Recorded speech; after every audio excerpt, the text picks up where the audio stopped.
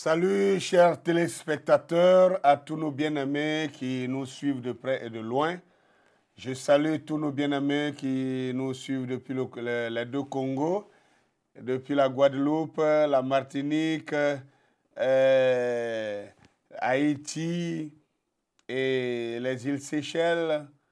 Et en tout cas, tous ceux qui nous suivent depuis le Canada, les États-Unis, je vous salue tous du côté du Togo, du Bénin, du Ghana, du Burkina Faso. Je ne peux pas citer tout le monde. L'ouragan du midi est avec vous ce soir avec un nouveau thème que nous allons partager ensemble. Vous voyez, nous ne sommes plus religieux, nous voulons aller à l'essentiel. Je voudrais partager avec vous ce soir le thème sur le guérisseur traditionnel. Est-ce diabolique ou divin? Le guérisseur traditionnel. Le guérisseur traditionnel que vous connaissez. Est-ce diabolique ou divin? Est-ce que aller se soigner chez un guérisseur, est-ce que aller se soigner chez un praticien, on a péché? Donc, le guérisseur traditionnel, est-ce diabolique ou divin? Je voudrais prendre pour texte de base une écriture biblique dans le livre de Jean chapitre 9, du verset 1 au verset 11 que nous allons lire rapidement. Jésus vit en passant un homme aveugle de naissance.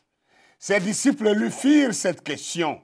Rabbi, qui a péché, cet homme ou ses parents, pour qu'il soit né aveugle? Jésus répondit, ce n'est pas que lui ou ses parents aient péché, mais c'est afin que les œuvres de Dieu soient manifestées en lui. Il faut que je fasse, tandis qu'il est jour, les œuvres de celui qui m'a envoyé. La nuit vient où personne ne peut travailler.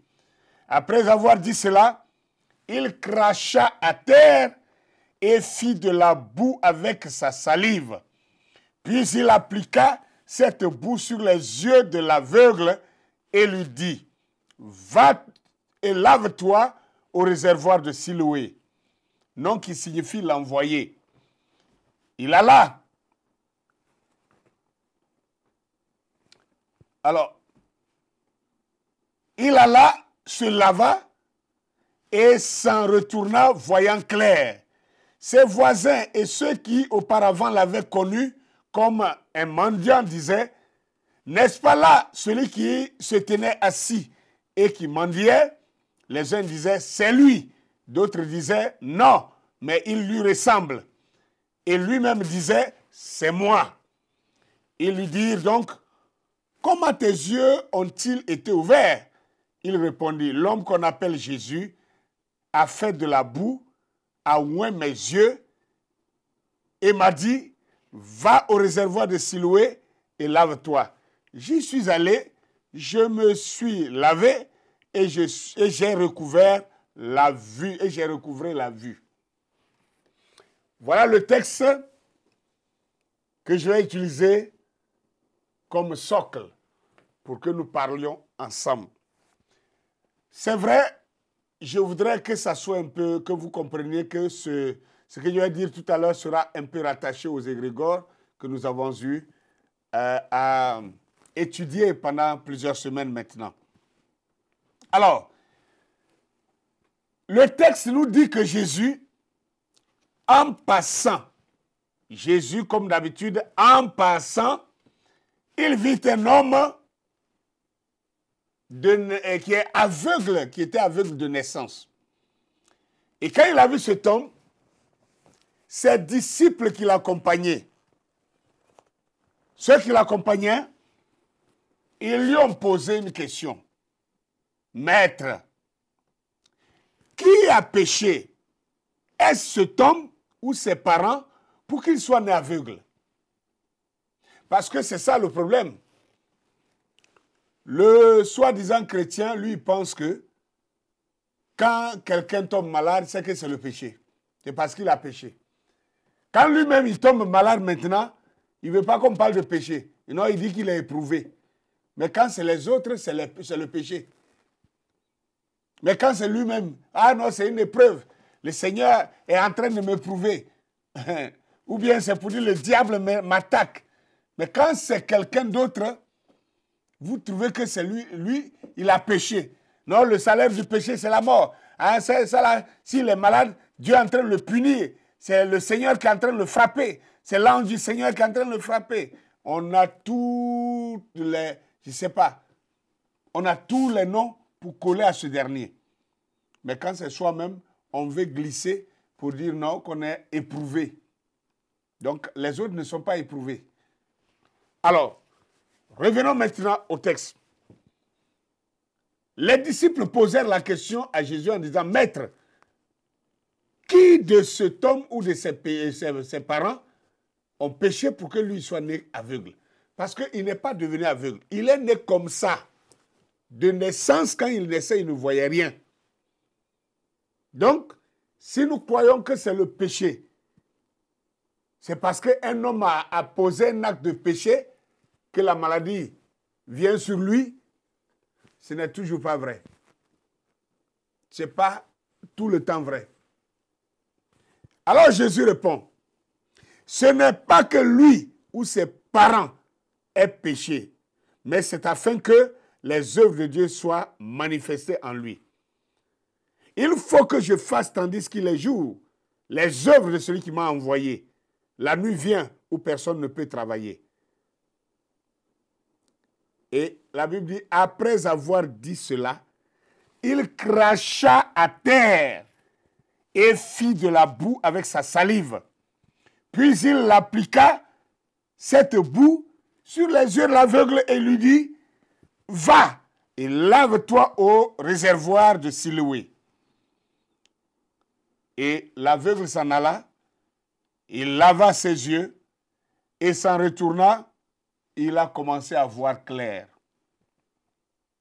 Et voyez-vous, je voudrais que vous remarquiez une chose. Jésus, celui-là qu'on a appelé dans la Bible le Seigneur, celui-là qu'on a appelé dans la Bible le Christ, le Messie, le Fils de Dieu, celui-là même qu'on a appelé Dieu fait chair, qui avait le pouvoir de guérir rien que par sa parole, qui avait seulement besoin de dire un seul mot, et l'on était guéri. C'est celui-là qui se retrouve là devant un aveugle. Ce n'était pas sa première fois de guérir un aveugle. Il avait déjà guéri beaucoup d'aveugles. Mais cet aveugle particulier, il n'a pas imposé les mains à ce dernier. Il n'a pas prié pour lui. Il n'a même pas déclaré une parole sur lui. Mais il a fait quelque chose d'extraordinaire. L'Écriture dit, il cracha par terre. Il cracha par terre. Et il prit son doigt, il malaxa la terre avec sa salive. Et il prit cette boue-là et il appliqua ça dans les yeux de cet aveugle-là. Est-ce que vous comprenez un peu quelque chose? Et quand il appliquait ça sur ses yeux, il a demandé à cet homme d'aller se laver les yeux au réservoir de Siloé. Et l'Écriture dit, lorsque cet homme est allé pour laver ses yeux, et en revenant, ses yeux se sont ouverts pour la première fois de sa vie. Si vous lisez le texte jusqu'à la fin, le texte dira que cet homme avait environ 40 ans. Cet homme avait au moins 40 ans. Donc, depuis sa naissance, il n'avait jamais vu la lumière jusqu'à ses 40 ans bien accomplis. Et ce jour-là, ceux-là qui marchaient avec lui d'habitude, qui le connaissaient, qui s'attendaient qu'il puisse dire une parole ou qu'il puisse imposer la main à ce dernier et qu'il puisse prier, il n'a ni prié, ni imposé les mains, ni déclaré une parole. Il a fait une pratique. Il a craché par terre et il en a fait la boue qu'il a appliquée sur les yeux de ce dernier. Et l'homme est allé laver son visage et il a commencé à voir clair. Dès ce jour, il est devenu un voyant et non pas un aveugle. Alors, je voudrais que vous remarquiez une chose. Il aurait pu utiliser des feuilles d'arbre. Il a utilisé cette fois-ci la terre. Et combien sont ces soi-disant chrétiens aujourd'hui qui critiquent tout, qui condamnent tout, mais qui sont incapables de tout. Incapables de tout. Quelqu'un est malade. Vous avez prié pendant des mois. Il n'y a pas eu de solution. Ce dernier veut aller parce qu'il a appris qu'il y a quelqu'un dans le quartier qui, par les feuilles d'arbre, par les racines d'arbre, ou peut-être par du kaolin, par de la terre blanche, je ne sais quoi, par de l'argile ou quoi que ce soit, il guérit ce mal-là. Vous dites non, comme ce n'est pas un chrétien, n'allez pas là-bas. Comme ce n'est pas un croyant comme vous, n'allez pas là-bas. Quelquefois même c'est aussi un chrétien, mais on dit, comme il n'est pas de notre cartel, n'allez pas là-bas. Et vous bloquez la personne qui souffre jusqu'à ce que certains même meurent. Et vous dites non, mieux vaut mourir dans la foi. Mais c'est quoi vous appelez la foi? C'est quoi vous appelez la foi finalement?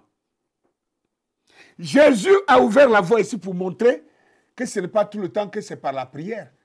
Ce n'est pas tout le temps que c'est par imposition des mains. Ce n'est pas pour tout le temps que c'est par une déclaration. Il pouvait déclarer une parole, il ne l'a pas fait. Il pouvait donner une prière, il ne l'a pas fait. Il pouvait imposer les mains à ce dernier, il ne l'a pas fait. Qu'a-t-il fait? Il a craché par terre. Et il a fabriqué une pâte de terre, la boue. Et il a appliqué sur ce dernier. Vous voyez, il y a un passage biblique qui dit que la nature elle-même attend, la nature entière attend la manifestation des fils de Dieu. Et c'est devenu une récitation parmi les chrétiens. C'est devenu une récitation dans toutes les églises. La nature attend avec un ardent désir la manifestation des fils de Dieu. La nature entière attend avec un ardent désir la manifestation des fils de Dieu. Oh, nous serons bientôt manifestés. Nous serons bientôt manifestés. Des gens ont parlé comme ça jusqu'à ils ont vieilli, ils sont morts. Et nous aussi, on s'est levés. On a continué à répéter les mêmes choses. Et aujourd'hui, on a des cheveux blancs. On est en train d'avancer aussi vers la mort en répétant les mêmes blabla. Aucun résultat. Est-ce qu'on a compris l'écriture? Est-ce qu'on a compris ce que l'écriture dit? Est-ce que ce que nous récitons là, est-ce que c'est ce que l'écriture veut dire?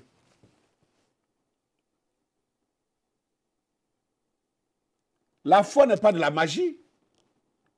La foi, c'est d'abord la connaissance de la nature. La foi, c'est savoir vivre en harmonie avec la création, avec toute la création entière. Je vais vous donner quelques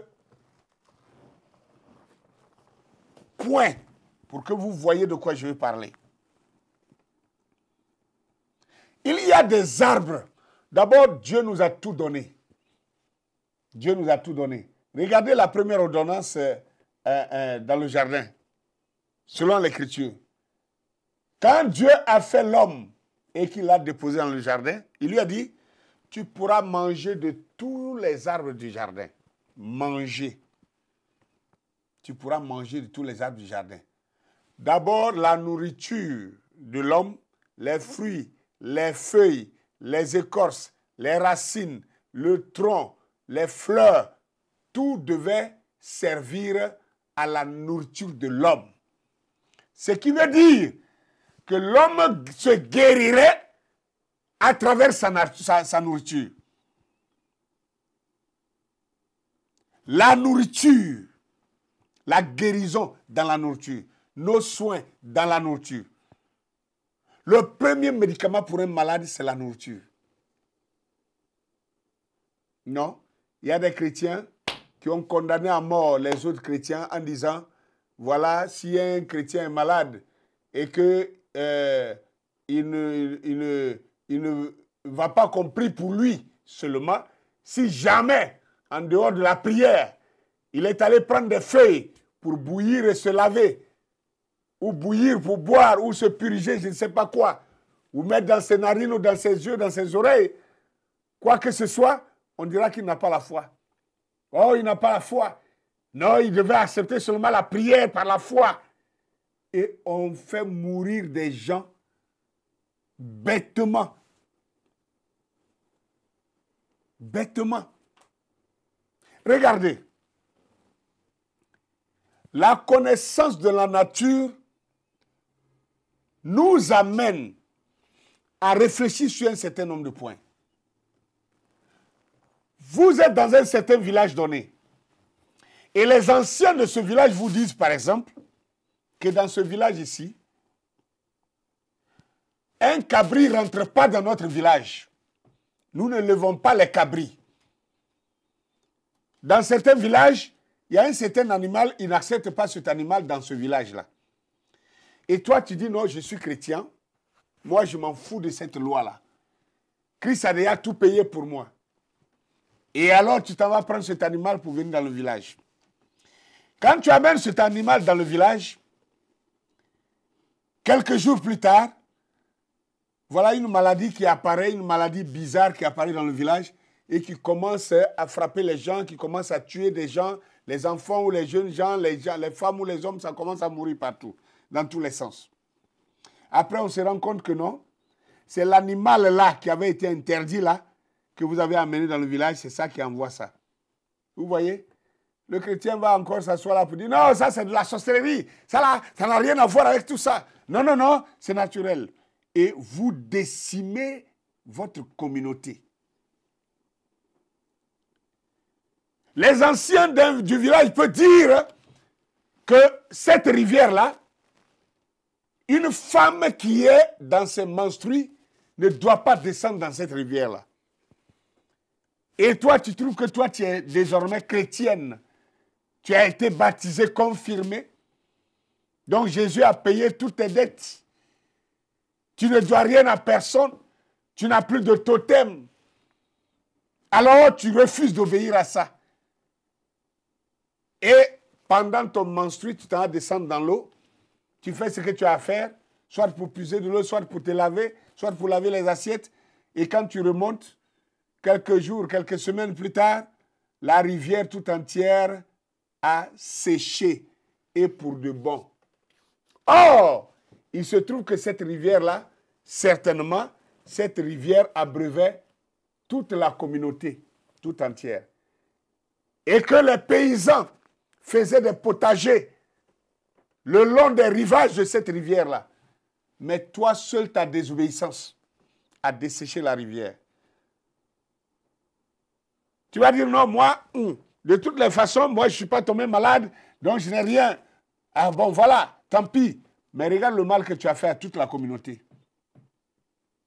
Vous voyez, il y a des choses qui sont les lois de la nature. Ça n'a rien à voir avec la sorcellerie. Ça n'a rien à voir avec le fétichisme. Ça n'a rien à voir avec le diabolisme, avec le diable. Non! Ce sont les lois de la nature. Le samedi dernier, j'étais en réunion avec les anciens. Nous sommes allés dans un endroit là. Et je parlais avec eux. Et puis, effectivement, ce que je pensais, mon pied a touché une fleur. La fleur était bien ouverte comme ça. Quand mon pied l'a touché, ça s'est fermé comme ça. Et je sais que vous qui m'écoutez aujourd'hui, vous connaissez ces genres d'herbes-là. Il y a beaucoup de fleurs dans nos villages, autour de nos maisons. Quelquefois, c'est 4 brèches, 4 doigts comme ça, ou 5 doigts. Ça s'ouvre tous les matins.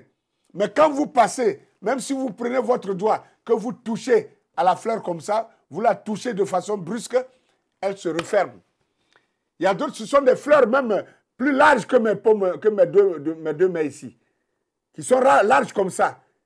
Il ouvre sa bouche comme la bouche d'un animal, et dedans est rouge. Et il y a des piquants tout autour comme des dents. Et quand il fait jour, la fleur s'ouvre comme ça rouge. Et quand vous venez la brusquer, la fleur se referme comme ça. Elle se referme brusquement aussi. Il y a beaucoup d'arbres comme ça. Quand vous touchez, vous le brutalisez un peu, ses feuilles se referment. Et quand vous passez, que le calme revient, le vent souffle, alors il s'ouvre à nouveau. Et il continue de vivre comme ça. Vous pensez que c'est quoi? Ce sont les lois de la nature, mes frères. Ce sont les lois de la nature. Regardez, je prends cet exemple-là pour vous expliquer quelque chose. Vous allez voir dans un village quelqu'un qui n'est pas chrétien, mais qui a la connaissance de la nature et qui sait que tel arbre guérit telle maladie. Que la composition des feuilles de tel arbre, les écorces de tel autre arbre, les racines de tel autre arbre, les fleurs de tel autre arbre, ça guérit telle maladie. Et quand quelqu'un est malade, qu'il vient chez lui, le monsieur peut vous dire, allez dans telle forêt et coupez-moi peut-être une feuille sur tel arbre et allez couper une feuille sur le même arbre. Je dis n'importe quoi, ça peut être le manguier, ça peut être un fromager ou un manguier ou bien un goyavier. Il vous dit seulement coupez une feuille sur un goyavier ici, allez couper une autre feuille sur un autre goyavier. Ne coupez pas les feuilles là sur le même goyavier. Il peut vous dire coupez 7 feuilles différentes sur 7 goyaviers différents. Et quand le chrétien entend ça, lui il trouve que ce sont des incantations. Que ça, c'est diabolique, c'est satanique. Lui, il ne va pas accepter ça. Pourquoi ne pas prendre les feuilles là en même temps sur le même arbre? Je vais vous expliquer une chose qui est une science simple. Et celui qui a encore son cerveau, dont le cerveau n'a pas été vidé par les religions, il peut comprendre de quoi je parle. Regardez, si une fleur, vous la touchez brusquement et la fleur se referme, s'il y a des arbres dont les feuilles sont ouvertes comme ça, joyeuses, et quand vous venez la secouer, toutes ces feuilles se referment, ça veut dire que quand vous venez couper un arbre, la première branche que vous avez coupée là, la substance, les substances de cet arbre-là, dans la branche, c'est encore intact et c'est correct. Si vous prenez ça pour aller faire votre médicament, ça marche. Mais, après avoir coupé la première branche, quand vous commencez à couper une deuxième branche, entre-temps, dès que vous avez coupé la première branche, peut-être avec un seul coup de machette, vous avez taillé la branche. Du coup, l'arbre envoie une information. L'arbre envoie une information depuis la racine qui va parcourir toutes les branches et toutes les feuilles. Et l'arbre modifie son ADN. Est-ce que vous m'écoutez bien? L'arbre modifie son ADN. Alors, la manière dont la sève circulait, la manière dont l'ADN était positionné pour que, quand tu prélèves cet arbre-là, tu vas faire ton médicament, ça marche là. Quand l'arbre se sent attaqué, quand l'arbre se sent agressé, l'arbre modifie son ADN. Et quand l'ADN est modifié, tout ce que vous allez couper maintenant, ça ne servira à rien.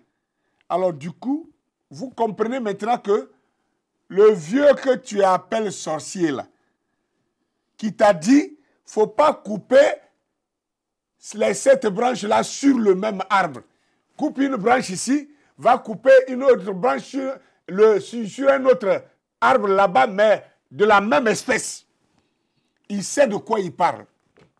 C'est parce qu'il sait qu'après avoir coupé la première branche, l'arbre modifie l'information. Il donne une information qui modifie son système intérieur. Et du coup, la substance qui guérissait est modifiée. Donc, si vous coupez même toutes les branches que vous allez préparer pendant 10 jours, ça ne servira à rien. C'est ce que ce dernier sait. Et puis il te dit, il faut prélever ici, va prendre l'autre côté là-bas, va prendre l'autre côté là-bas. Voilà pourquoi il te dit ça. Ce n'est pas de la sorcellerie. Et il y a des heures. Par exemple, vous n'irez pas à minuit pour aller couper un arbre, pour venir faire un médicament. Ça ne marchera pas. À une certaine heure de la nuit, vous n'irez pas creuser pour prendre la racine d'un arbre et venir faire un médicament pour soigner quelqu'un. Ça ne marchera pas. Il y a des heures. Et même, naturellement, quand vous regardez un arbre, pendant la nuit, la sève descend dans les racines. Et quand il fait jour que le soleil sort, les rayons ultraviolets du soleil en contact avec l'arbre, alors la sève remonte des racines jusqu'à dans les feuilles. Donc à partir de ce moment, si vous prélevez les branches ou les feuilles de cet arbre-là, en ce moment-là, si vous taillez son écorce pour aller faire quoi que ce soit dans le but de traiter quelqu'un, ça marche. Ce sont les lois de la nature, mes frères. Ça n'a rien à voir avec la sorcellerie. Je ne dis pas qu'il n'y a pas des sorciers qui guérissent les gens. Je ne dis pas ça. Mais je vais vous dire que tout le monde n'est pas sorcier. Tout le monde n'est pas sorcier. Tout le monde n'est pas méchant.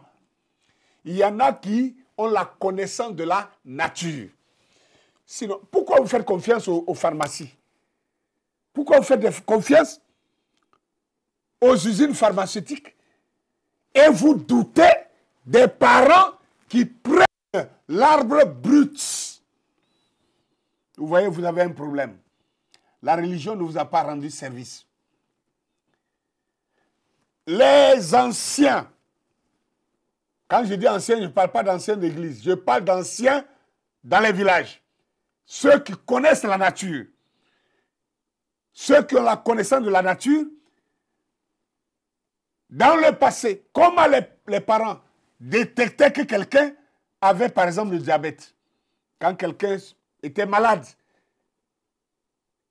et que le guérisseur voulait faire son diagnostic, il disait à ce dernier, va pisser derrière la maison.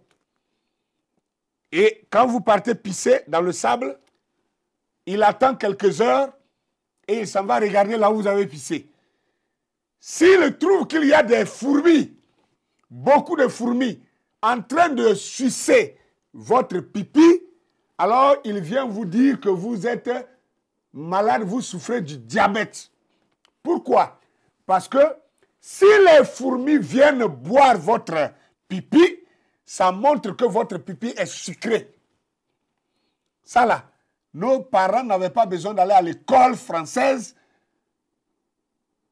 pour connaître ça. Ils le savaient naturellement. Nos parents le savaient naturellement. Ils n'avaient pas besoin d'aller à l'école pour ça. Ils n'avaient pas besoin d'aller faire la médecine classique pour apprendre ces choses. Non, ils le savaient. Jusqu'au jour d'aujourd'hui, quand quelqu'un a fait un accident, quand quelqu'un a cassé son pied, quelqu'un a cassé le bras, une fracture d'os quelconque, il y a des gens encore, aujourd'hui, ils prennent un poulet. Si c'est le pied qui est cassé, ils prennent le poulet, ils cassent son pied. Et puis, ils prennent un bois pour vous placer comme un plâtre. Et ils font la même chose pour le poulet. Et au fur et à mesure que les jours passent, le poulet, le jour où l'os du poulet va se ressouder, le même jour-là, les os de l'homme seront recollés. Et on observe le poulet. Regardez, là encore, vous avez dit que c'est de la magie ou bien c'est de la sorcellerie. Mes amis, c'est la connaissance de la nature. Je vais vous donner un autre exemple qui va vous permettre de bien comprendre que tout n'est pas sorcier. Il y a les guérisseurs naturels dans nos villages. Vous avez mal à la dent. Regardez où la dent se trouve. La dent se trouve dans votre bouche, au niveau de la mâchoire, donc dans le bloc crânien. Mais le vieux guérisseur, il s'en va en brousse, il prélève un certain arbre là, il vient, il écrase cela, il malaxe ça dans ses mains, et puis au lieu d'appliquer ça dans votre dent, il vous dit de tendre le pied et sur la cheville, il vient frotter le médicament sur votre cheville.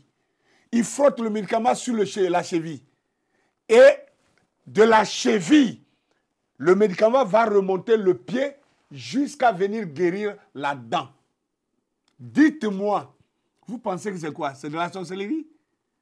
Aujourd'hui, avec le scanner, nous comprenons que tous les organes que nous avons dans notre corps sont représentés dans nos mains et au socle de nos pieds. Donc les nerfs ou encore, comment on les appelle, les artères, les nerfs et les artères descendent et dans la peau, dans la paume de l'homme, ça dit chaque doigt représente un organe. Même les doigts des pieds représentent des organes. Le bas du pied, les points donnés représentent des organes. Mais nos parents n'avaient pas été à l'école française. Nos parents n'avaient pas été à la formation de la médecine classique. Mais ils connaissaient ça. Ils connaissaient ça. C'est ça qu'on appelle la connaissance de la nature. Celui qui connaît la nature, celui qui maîtrise la nature, il sera pris pour un sorcier. Il sera pris pour un mystique. Il sera pris pour je ne sais pas quoi. Pour un surnaturel. Parce que, à un certain degré de la connaissance de la nature, vous pouvez savoir qu'en prélevant tel arbre, avec tel autre arbre, avec les racines de tel autre arbre, les feuilles de tel autre arbre, quand vous rassemblez tout ça, que vous faites une coction, cela produit une réaction chimique donnée. Soit pour guérir, soit même pour agir sur la métaphysique. Oui. Un autre exemple. Tout ça pour que vous compreniez que vous n'amenez plus vos frères à l'abattoir. Non, il est parti se soigner chez un guérisseur. Donc là, ce n'est pas un croyant, c'est un païen, il n'a jamais cru. Ah, non, nous, on ne peut plus l'accepter dans notre église. Donc il n'a qu'à qu'il on le chasse de l'église parce qu'il a allé chercher sa guérison. Il va donner gloire au diable. Attends, vous parlez de quoi? Qu'il reste là, qu'il meure? Qu'il souffre jusqu'à mourir alors que vous n'avez pas de solution? Quelle ignorance! Quelle méchanceté! Il y a une boisson qu'on appelle le kombucha. Ceux qui connaissent le kombucha, commentez, dites-moi, je suis dans tel pays, je suis dans telle ville, je connais le kombucha, c'est telle chose. Le kombucha est une sorte de champignon. On dit que c'est un champignon chinois. D'autres disent que c'est thaïlandais, mais à l'époque, on disait que ce sont les empereurs chinois qui avaient ça comme boisson. Et ce champignon-là, on le prend, on le met dans une cuve, on met de l'eau dedans, on met une certaine quantité de sucre dedans, on y verse aussi du vinaigre de cidre. Le vinaigre de cidre, à une certaine mesure, on verse dedans et on met du sucre dedans. Et maintenant, le champignon va sucer le sucre et le vinaigre de cidre. C'est de ça qu'il vit. Et plus il suce ça, plus il grossit, il remplit la cuvette et puis il rejette une substance dans cette eau-là. au bout de 10 jours ou 11 jours, quand vous puisez cette eau, vous avez une boisson excellente. Où il y a même ça produit de l'élixir. L'élixir. Pour ceux qui connaissent l'élixir, c'est que c'est. Mais, regardez bien.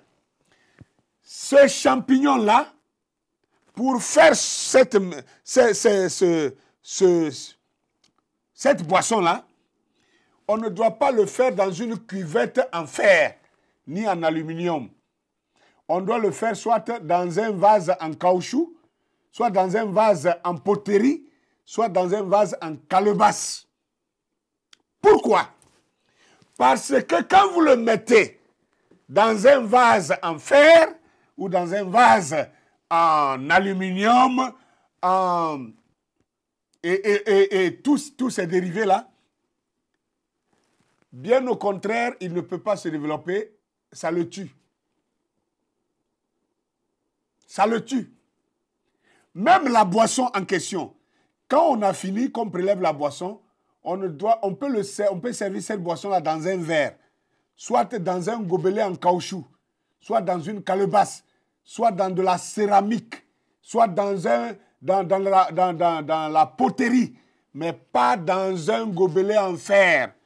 Dès que vous servez cette boisson dans un gobelet en fer, toutes les substances profitables se transforment en poison.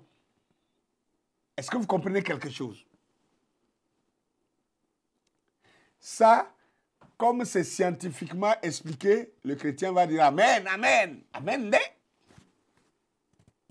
Mais quand c'est le vieux du village qui te parle de ça, tu vas trouver que c'est de la sorcellerie, que toi tu ne crois pas ça. Vous ne savez pas que la composition de telle ou telle chose peut produire une réaction chimique toxique qui peut tuer sur place. S'il vous plaît, ne taxez pas tout de diable. Il est vrai qu'il y a des choses diaboliques. Il est vrai qu'il y a des choses de méchanceté. Mais la plupart des choses ne sont pas diaboliques. Nos parents, avant que la pharmacie n'arrive, nos parents étaient de grands médecins, même de grands chirurgiens. On a une vidéo depuis 1800. Quand nos ancêtres dans les villages pratiquaient la chirurgie crânienne, avec des couteaux, ils déchiraient et ils ouvraient la tête de l'homme, déchiraient toute la peau ici. Et puis, je ne sais pas, ils raclaient le crâne pour enlever je ne sais quoi, et puis après, ils refermaient cela. Ces gens-là, c'était la connaissance de la nature. Quand vous voyez les parents prendre un couteau, qu'ils font des tracés sur le corps, et après ils prennent un certain médicament, ils le mettent dedans, et après ils prennent une certaine poudre noire pour mettre dessus. Oh non, la poudre noire, oh ça c'est sorcellerie.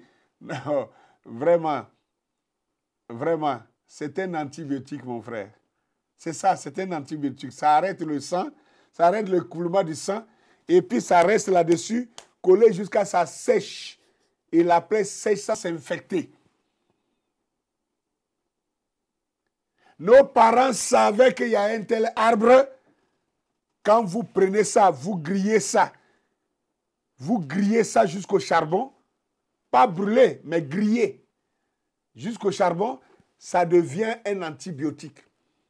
Nos mamans, autrefois quand elles accouchaient, une maman qui accouche qui n'a pas de lait, qui n'a pas de... Dans le sein, il n'y a pas de lait. Il y a une certaine fleur là. Moi-même, je connais cette fleur là. On coupe ça et on fait bouillir simplement. On donne à la nourrice, elle boit et elle doit manger de l'arachide frais. Au bout de 2 jours, ses seins vont s'enfler comme ça, remplis de lait. La connaissance de la nature. Ma petite sœur, j'ai ma propre petite sœur, la Benjamine de notre maman, qui à son enfance, nous devons être dans les années 80. Non, dans les années 79, 78, 79. On s'est levé un matin et on a vu que sur son iris, il y avait un point blanc. Vous savez ce que ça veut dire? Le début de la cataracte. Et il y a un oncle qui passait un matin et il a vu comme notre papa était décédé. Mon père est mort quand moi j'avais 4 ans. Et alors, maman, quand elle a constaté ça, elle a commencé à pleurer. Elle dit, voilà, votre papa est mort, il m'a laissé, je suis seul en train de me débrouiller. Et voilà maintenant ce mal-là, qu'est-ce que je vais faire? Comment je peux soigner ma fille? Elle pleurait et il y avait un monsieur qui passait pour aller au marigot. Et le monsieur vient s'arrêter. Mais pourquoi tu pleures? Elle a expliqué. Le monsieur dit non, ne prononce pas le nom de cette maladie-là. Et puis, elle s'est tue. Il dit, bon, il ne faut pas pleurer, que ça, c'est un petit problème. Que, bon, je vais puiser de l'eau, au retour, je vais régler ça. Et le monsieur est parti au marigot. En revenant, il avait une certaine herbe qu'il a arrachée. Et quand il est revenu, il a demandé à maman d'envoyer une petite poterie, comme ça. Une petite poterie comme ça. Et maman a envoyé ça. Et le monsieur a pris cette herbe-là avec ses racines, il a mis dans la poterie là. Et il a dit de puiser de l'eau. Et elle a puisé l'eau pour venir, il a mis ça dedans. Et quand il a mis de l'eau dedans, il a craché. Il a craché pour mettre dedans. Et il a dit quelques petites paroles. Et il a dit à maman que quand vous vous levez le matin pour laver le visage, vous faites comment? Et puis elle dit, on fait comme ça. On fait comme ça. Et il dit, bon d'accord. L'eau qui est dans ce petit pot-là, que pendant 7 jours, chaque matin, quand tu te lèves, ne parle à personne. Réveille ta petite fille et très tôt le matin, tu prends de l'eau. Le premier jour, tu prends une poignée d'eau et tu vas frotter ses yeux et au lieu de faire pour descendre, tu fais pour monter une fois. Le deuxième jour, il faut faire ça 2 fois. Le troisième jour, il faut faire ça 3 fois. Le 4e jour, il faut faire ça 4 fois. Jusqu'à 7 jours. Il dit le 7e jour, tu fais ça 7 fois. Et puis, ce sera fini. La cataracte était bien visible sur les yeux de l'enfant. Et maman a commencé à faire ça. Premier jour, elle a lavé l'enfant, son visage, en montant comme ça. Deuxième jour, elle a fait 2 fois, 3 fois, 4 fois, 5 fois. Le 7e jour, elle a fini de laver les yeux de l'enfant. Et puis, elle a laissé l'enfant. Le soir, la chose a disparu. Je dis bien disparu, miraculeusement. Mais malheureusement, ce monsieur-là, il est mort sans jamais avoir légué cette connaissance-là à quelqu'un. Aujourd'hui, j'ai du regret. Moi, j'étais trop petit, je ne pouvais pas connaître le besoin de ça. Mais aujourd'hui, j'ai mal quand je pense à ça. Moi qui vous parle ici, je crois que je dois avoir entre 12 et 13 ans. Quand un matin, j'ai été pris par l'hernie, on appelle ça l'hernie étranglée. L'hernie étranglée. Et j'étais courbé, je ne pouvais pas me redresser, je suis tombé. Et j'étais en train de mourir, je pleurais, j'avais mal. Je ne pouvais même plus me redresser. Et on m'a pris sur un vélo pour aller jusqu'au dispensaire. C'était loin. Et puisqu'on était allé au village, on était allé à un champ lointain, les gens sont allés me prendre pour mettre sur un vélo et revenu au village. Et du village, maintenant, il faut aller maintenant jusqu'au dispensaire qui était encore loin. Et un vieux a dit, mais envoyez-le chez moi. Et on m'a amené chez le vieux là. Je ne pouvais même pas m'asseoir. J'étais couché et je pleurais. J'avais mal. Je ne pouvais pas me redresser. J'étais tordu comme ça. J'avais fortement mal. À un point que je m'évanouissais. Et quand on m'a amené chez le vieux là, le vieux s'est levé. Il a envoyé son fils pour aller prendre son sac. Ils sont sortis avec ça. Il a pris son canif et il m'a déshabillé. Et sur le côté, mon ventre, le côté là, il a fait des traits. Il a fait des traits, tac, tac, tac, tac, tac, tac, tac, tac, tac, tac, tac, le sang a commencé à couler. Il a dit aux enfants, allez derrière la maison, là, attrapez-moi un crapaud. Ils ont attrapé un crapaud. Il dit, allez dans le poulailler, attrapez-moi, comment on appelle, un cafard. Ils ont attrapé un cafard et un crapaud.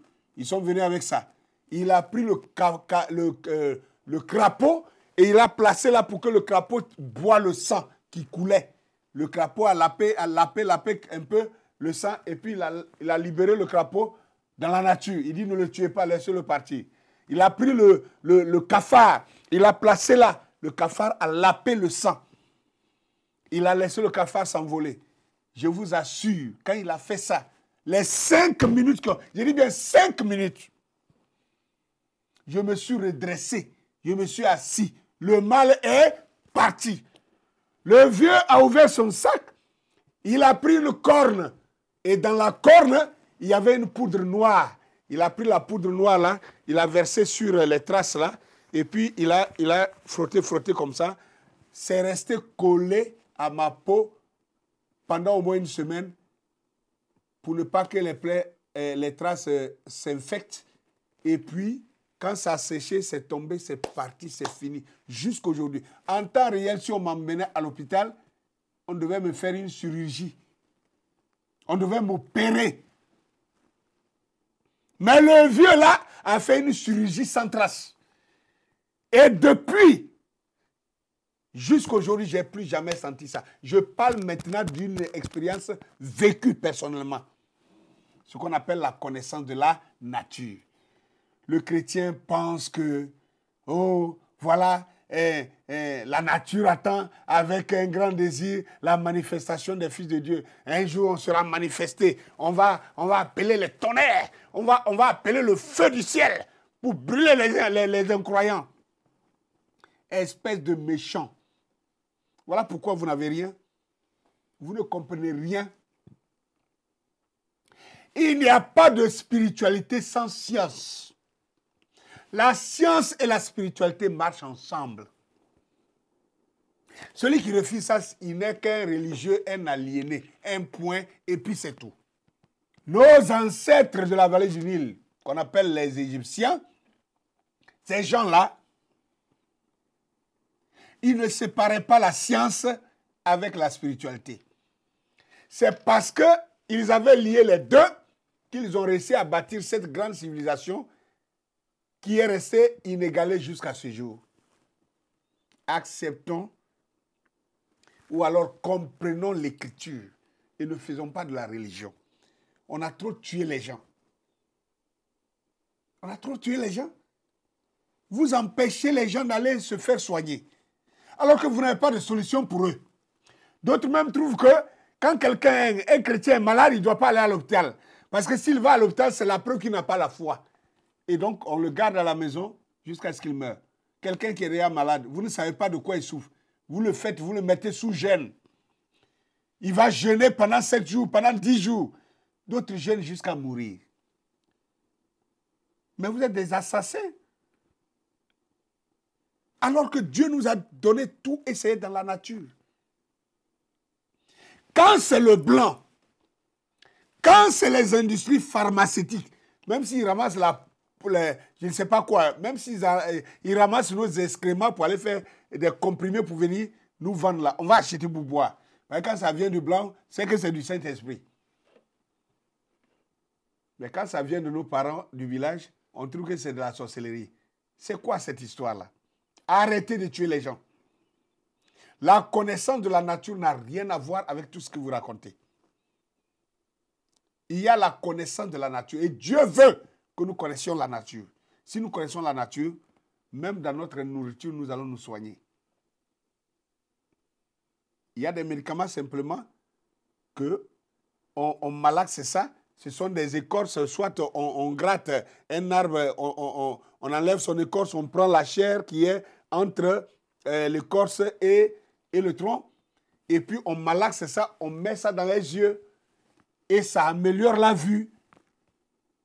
Que dira le chrétien pour ça? Non, c'est encore de la sorcellerie. Vraiment, arrêtons l'aliénation. L'Afrique a besoin maintenant de respirer. Il y a longtemps qu'on a aliéné les gens. Il y a longtemps qu'on a endoctriné les gens. Les gens sont des religieux endoctrinés en train de souffrir. Si ta religion ne peut pas te faire vivre à l'aise, jette cette religion-là. Si tu suis une divinité qui ne te rend pas à l'aise, qui ne peut pas te faire vivre correctement, à l'aise, mets ça à la poubelle. Arrêtez maintenant de dire aux gens, non, nous irons au ciel, on n'a pas besoin des choses de la terre. Attendez, oh, quelque chose me vient à la tête, à l'esprit même. Il faut que je termine par ça, sinon ce ne serait pas bon. Regardez, Apocalypse chapitre 17.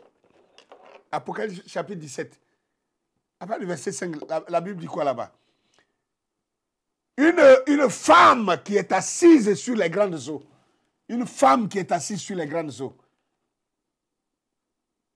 Et qui avait une coupe remplie d'abominations et les impuretés de sa prostitution.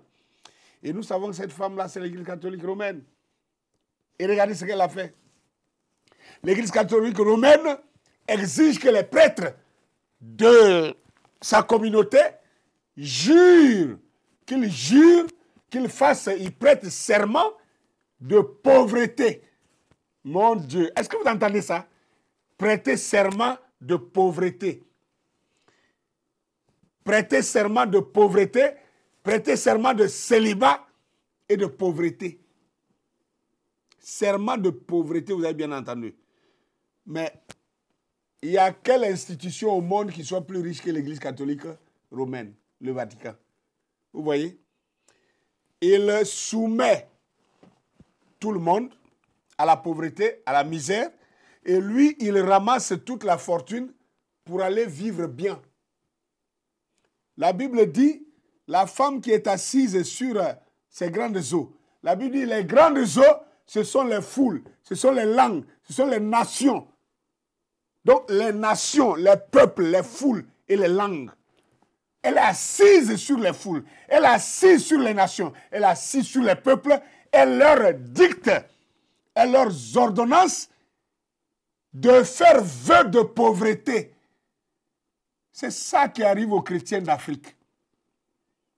Non, ne vous affectionnez pas aux choses de la terre, affectionnez-vous aux choses du ciel. Non, bientôt nous allons marcher au ciel sur les pavés d'or. Mais l'or qui est sur la terre ici, là, tu ne veux pas ça. Tu vas aller marcher sur le même or dans le ciel là-bas. Quelle aliénation. En tout cas, je suis en train de t'aider. Si tu me maudis pour ça, ça t'engage. Mais moi, je fais mon travail. Et je crois que tous ceux qui écoutent cette voix sortiront de leur endoctrinement. Ils sortiront de l'aliénation. Ils sortiront de cette religion qui tue. Ça nous tue mentalement. Ça nous tue culturellement. Ça nous tue même physiquement. N'avons-nous pas encore compris que les religions nous ont mis en retard? Nous devons parler de spiritualité et non pas de religion. Tuons ces religions-là. Qu'elles nous laissent tranquilles, que nous vivons notre vie. On peut être en contact avec Dieu sans la religion. C'est possible. En tout cas, c'était l'ouragan du midi. Avec vous ce soir. Partagez cette vidéo, likez-la, commentez-la. Que Dieu vous bénisse et à lundi prochain. Merci.